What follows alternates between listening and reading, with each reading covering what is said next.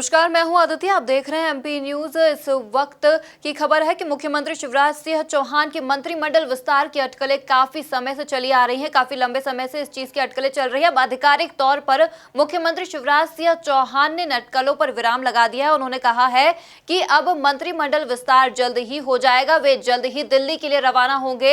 इसी बीच इसी कड़ी में एक बैठक हुई है जिसमें कई नामों पर मंथन हुए। किन किन नामों पर मंथन हुए, क्या क्या पैमाने रहेंगे, जानेंगे पूरी जानकारी हमारे संवाददाता संदीप मीणा से। जी संदीप, बताएं।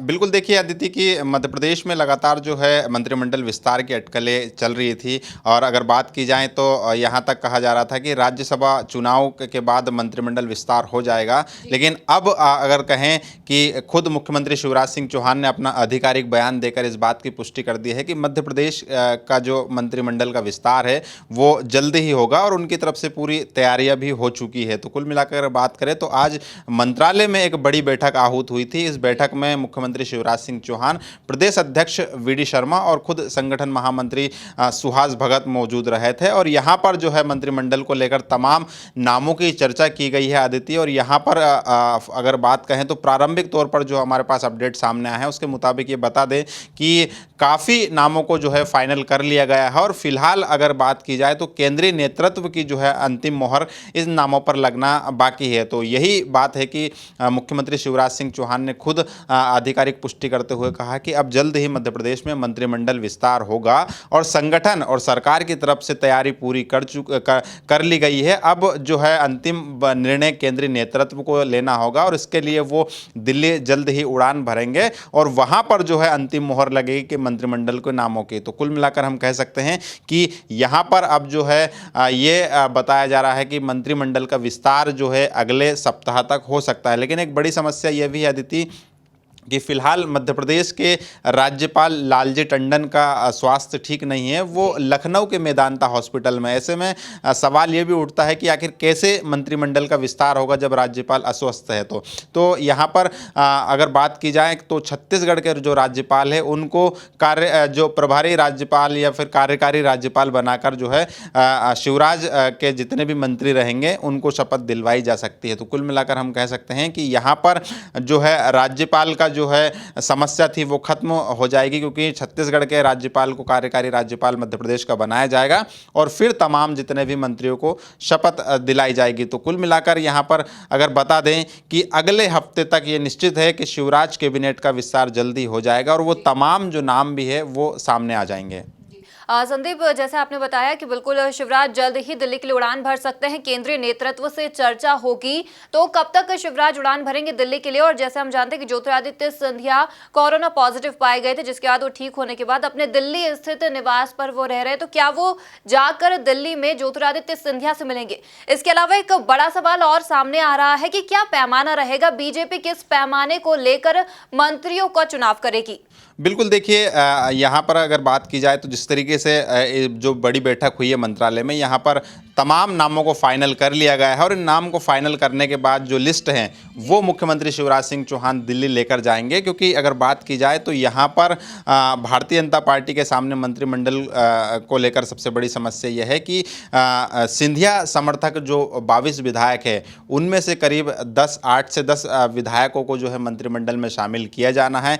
दूसरी तरफ अगर बात करें तो भारतीय जनता पार्टी को अपना घर भी संभालना है और उपचुनाव के लिहाज से भी जो है क्षेत्रीय, जाति और राजनीतिक समीकरणों को भी ध्यान में रखना है। तो कुल मिलाकर अगर बात की जाए तो फिलहाल अगर कहें तो भारतीय जनता पार्टी के करीब जो है 14 से 15 जो है विधायकों को मंत्री पद की शपथ दिलाई जा सकती है। और ज्योतिरादित्य सिंधिया खेमे के जो हैं करीब 11 विधायकों को मंत्री बनाया जा सकता है। 6 तो जो पूर्व की कमलनाथ सरकार में मंत्री थे उन्हें मंत्री बनाया जाएगा, जिसमें से फिलहाल गोविंद सिंह राजपूत और तुलसी सिलावट वर्तमान में मंत्री हैं।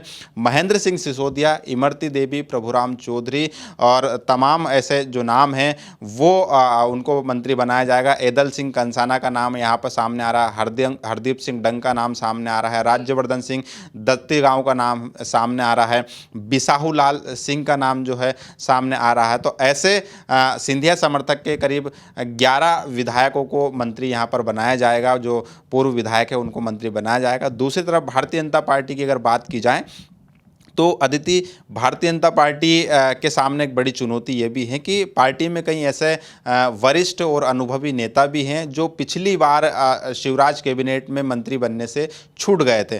तो यहाँ पर पार्टी के ऊपर उन सीनियर लीडर्स का भी प्रेशर है कि उन्हें भी मंत्रिमंडल में शामिल किया जाए। तो कहीं ना कहीं भारतीय जनता पार्टी तमाम पहलुओं पर ध्यान रख रहे, खास तौर पर भोपाल की बात कर ली जाए, बुंदेलखंड की बात कर ली जाए और विंध्य की बात करें तो इन संभागों से जो है पार्टी के ऊपर एक प्रेशर है मंत्रिमंडल में शामिल किए जाने का। तो कुल मिलाकर यहाँ पर भारतीय जनता पार्टी की अगर बात कहें तो तमाम समीकरणों पर ध्यान में रखा जा रहा है। क्षेत्रीय, जातीय, राजनीतिक और सामाजिक पहलुओं को भी ध्यान में रखा जा रहा है, क्योंकि मध्य प्रदेश में 24 सीटों पर उपचुनाव होना है।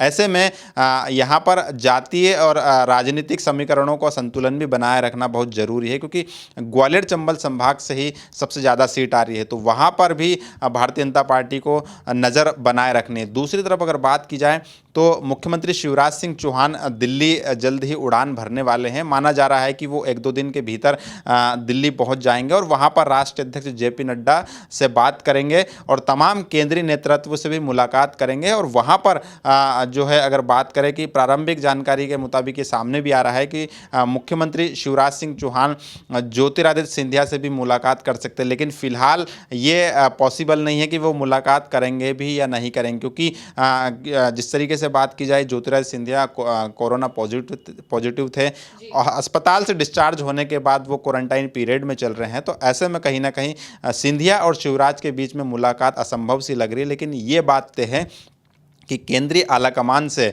हरी झंडी मिलने के बाद मुख्यमंत्री शिवराज सिंह चौहान मंत्रियों के नामों का लिफाफा लेकर मध्य प्रदेश आएंगे और यहाँ पर जो है अगले सप्ताह तक तमाम मंत्रियों को मंत्री पद की शपथ दिला दी जाएगी। संदीप, अब ये देखना तो काफी दिलचस्प होगा कि बीजेपी किन किन पैमानों पर गौर करती है और ज्योतिरादित्य सिंधिया समर्थकों को तवज्जो दी जाती है या बीजेपी नेता के वरिष्ठ नेताओं को। अब देखना ये काफी दिलचस्प होगा। फिर जुड़ेंगे आपसे और भी तमाम जानकारियों के लिए। तब तक के लिए धन्यवाद।